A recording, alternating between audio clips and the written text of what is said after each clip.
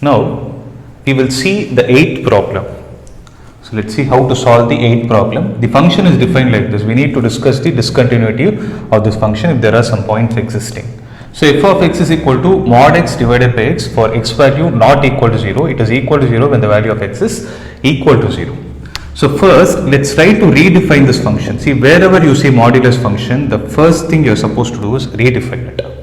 Okay. Here the inequality, he has told x is not equal to 0. He didn't speak anything about x being greater than 0 or x being less than 0. Right. So what we will do is we will use the basics of mod x. So f of x is equal to mod x means we know that minus x 0 x when x less than 0, when x equal to 0, when x greater than 0. So there is a known fact. So f of x is equal to mod x means we are going to use the same logic. If you observe this mod x alone, I will write minus x divided by x. When can I write mod x as minus x? When the value of x is less than 0. So he has told x is not equal to 0. So similarly, it is already given as 0 at x is equal to 0. Okay, don't make the mistake of mod x is equal to writing 0 here and 0 by x. Don't do 0 by 0. Don't do that format. It is like it is already defined. So whichever is already defined, don't disturb it. Now, mod x can be written as plus x when the value of x is greater than 0. So x divided by x when the value of x is greater than 0. So this value will be minus 1, this value is 0, this value will be plus 1. So in this problem, I am directly going to explain you.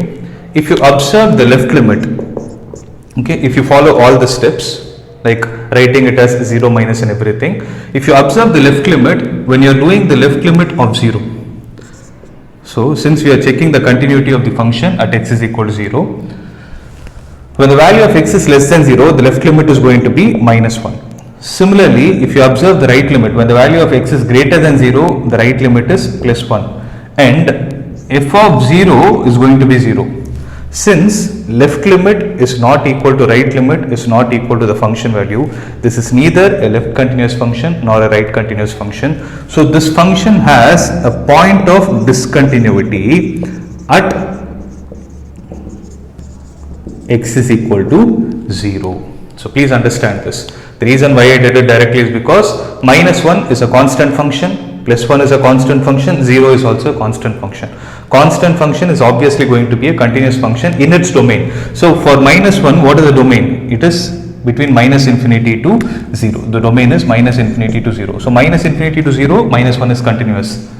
Similarly, for 0 to infinity, plus 1 is also a constant function. This is also going to be a continuous function, right? So if you try to analyze it graphically, when you draw the graph, if this is taken as x and this is taken as y, when x is less than 0, it is minus 1.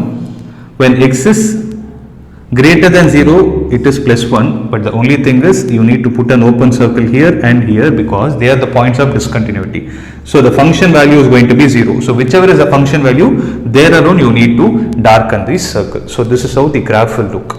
Okay. So there is also a signum function which you would have learnt last year.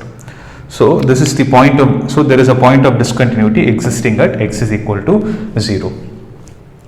After this, let's look at the ninth problem. So if you observe the ninth problem, it is something similar to this except the fact that mod x is in the denominator.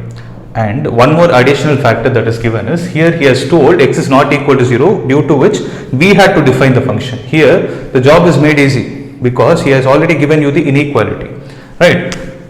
But wherever you have mod x, it is always our first duty is to ensure that the function is defined properly. So f of x is going to be x divided by mod x. How am I supposed to write? I will write it as minus x here.